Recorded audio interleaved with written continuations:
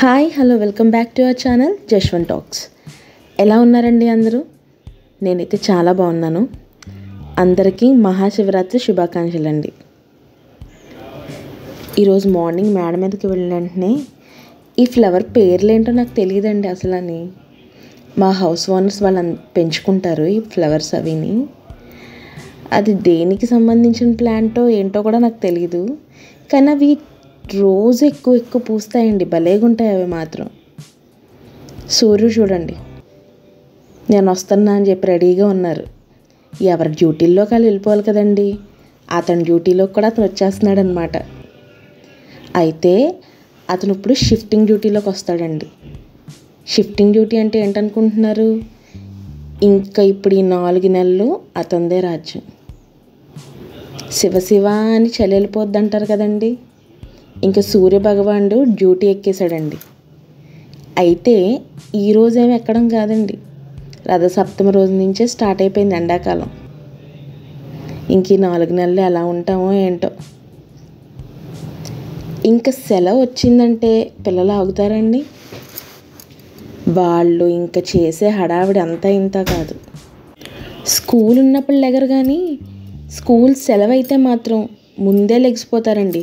అసలు మేము అప్పటికి అసలు మార్నింగ్ అవుతుందో లేదో కూడా డౌట్. అదిగోండి మా బాబు పాప. అసలు మా వాడికి ఎంత డిమాండింగ్ అంటే ఆడికి తొక్కడం రాదు. ఇడికి ఒక మళ్ళీ అసిస్టెంట్, దాన్ని ఆడుకోనివ్వడండి పాపం. ఇప్పుడు చూడండి ఆడు ఏం చేస్తాడో. ఆడికి మళ్ళీ టర్నింగ్ తిప్పడం రాదు. కిందకి దిగి వాళ్ళ అక్కగారు టర్నింగ్ తిప్పితే అయ్యగారు ఎక్కి కూర్చుంటారనమాట. బిల్డప్ మాత్రం ఎంత ఇస్తాడంటే అంత ఇస్తాడు.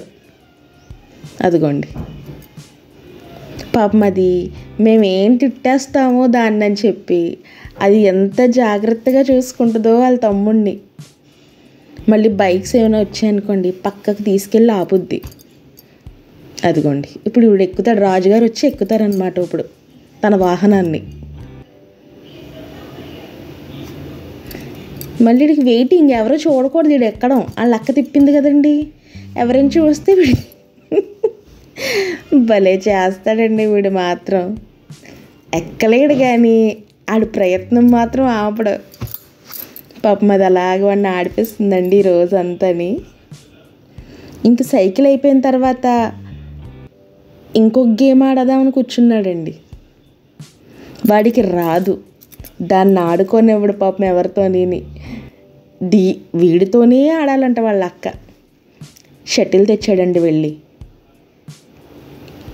ఆడు కాకు విసరడం కూడా రావట్లేదు ఆడికి. ఆడు మాత్రం నేను వేస్తే నువ్వు కొట్టలేదు కదా, నాకు ఒక పాయింట్ వస్తుందని చెప్తాడు. ఎంత ఆడిస్తాడంటే వాళ్ళ అక్కని. అసలు పాపం అది ఇంకేం మాట్లాడదండి. అదిగోండి ఇప్పుడు ఆడు కొట్టలేదు కదా, వాళ్ళ అక్క తప్పు వేసిందనమాట. ఇప్పుడు వీడు వేసినప్పుడు వాళ్ళ అక్క కొట్టలేదు కదా, వీడికి ఒక పాయింట్ వచ్చేసింది. ఎన్ని రూల్స్ పెడతాడునండి వీడు. మొన్న మీకు చెప్పాను కదండి, బొబ్బాస్కాయ ఒకటి పండింది, అది కట్ చేయడానికి వెళ్తున్నాం అని చెప్పి. అదిగోండి ఈరోజు కట్ చేస్తున్నాం.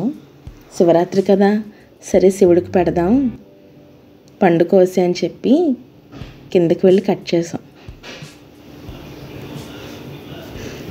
నిజంగా కాయ ఎంత ఉందంటేనండి, నా అరచేయి ఎంత ఉందండి అంతే. అంటే ఆ సైజే వస్తున్నాయండి ఆ కాయలు, లేదంటే ఎండిపోయి కిందకి రాలిపోతున్నాయి అవి.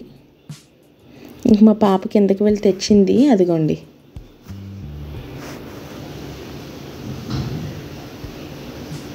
కానీ టేస్ట్ మాత్రం చాలా బాగుందండి. ఇంకా దీనికి దేవుడికి పెట్టుకోవాలి కదా, దాన్ని కట్ చేయడానికి మొత్తం దాని లేయర్ అంతా తీసేసి పెట్టాం. వచ్చిందండి నన్ను కష్టపెట్టే section, cooking section. Holiday special ఏం కాదండి. శివరాత్రికి నిజంగా నేను ఎంత మిస్ అయ్యానంటే ఇయర్. అసలు శివరాత్రి అంటే రాజమండ్రిలో చేస్తారండి. అడుగుకొక ప్రసాదాలు పంపిణీ ఉంటుందన్నమాట. అంటే ఒక పండగలాగా చేస్తారు రాజమండ్రిలో. నేను చాలా మిస్ అయ్యానండి. ఈ ఈ పండగ మాత్రం నేను చాలా మిస్ అయ్యాను.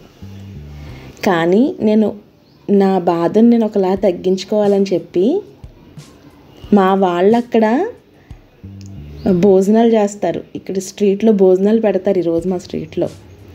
సో నేను కూడా ఆ టైప్ అట్మాస్ఫియర్ని నేను క్రియేట్ చేసుకోవాలనుకున్నాను.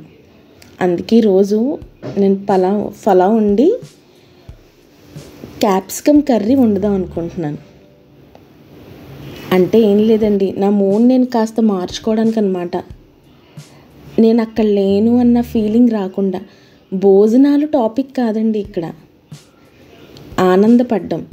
అంటే నేను ఎంత ఎంజాయ్ చేసేదాన్నో, నాకు అసలు మా స్ట్రీట్లో ఉండే ఆనందం వేరండి. ఏదైనా పండగ వచ్చిందంటే మాత్రం పిచ్చి ఎంజాయ్ చేస్తామండి అందరూ.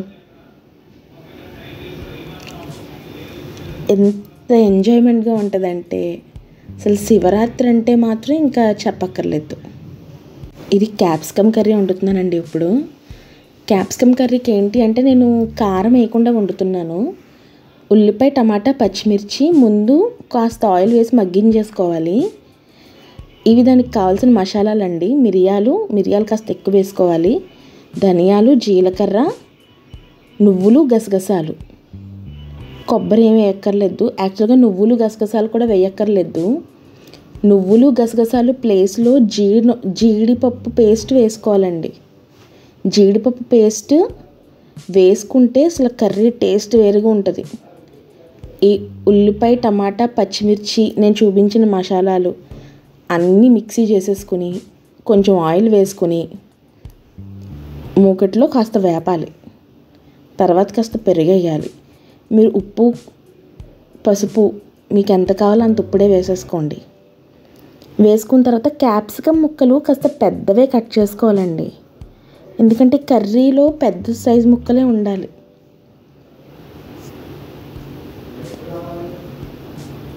అదిగో ఆ సైజు ముక్కలు మీరు కట్ చేసుకోండి. యాక్చువల్గా ఇందులో కారం వేయను, నేను కారం వేయకుండా వండుతున్నాను అనమాట. అంటే మలై కర్రీ అంటారు కదా ఆ టైపు. బట్ మలై కర్రీ అంటే రిచ్ మలై కర్రీ ఏం కాదండి. రిచ్ మలై కర్రీ అంటే బటర్ ఎక్కువ వేయాలి, జీడిపప్పు పేస్ట్ ఎక్కువ వేయాలి.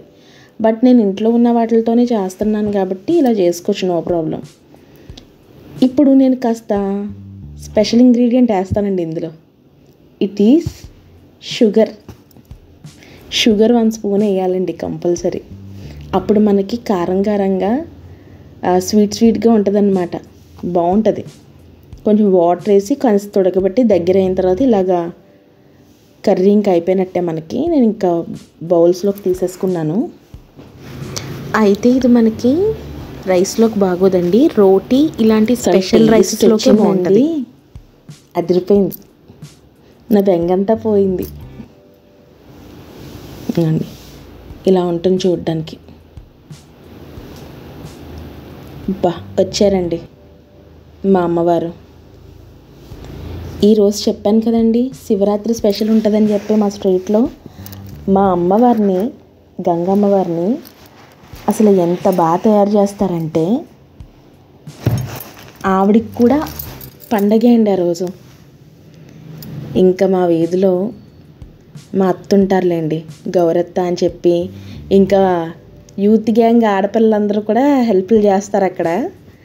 వాళ్ళందరూ కలిసి అమ్మవారిని రెడీ చేసి ఈ డెకరేషన్ చేసి అసలు చాలా బాగుంటుందండి. కంపల్సరీ నేను ఈసారి రాజమండ్రి వెళ్ళినప్పుడు మాత్రం వీడియో కంపల్సరీ తీస్తానండి. అసలు ఇవన్నీ మిస్ అవుతున్నానండి నేను. చెప్తుంటే నాకు చాలా బాధగా ఉంటుంది. ఈ రోజుకి ఇదేనండి వీడియో. ఈ వీడియో కనుక నచ్చితే లైక్ చేయండి, షేర్ చేయండి, సబ్స్క్రైబ్ చేయండి. బాయ్.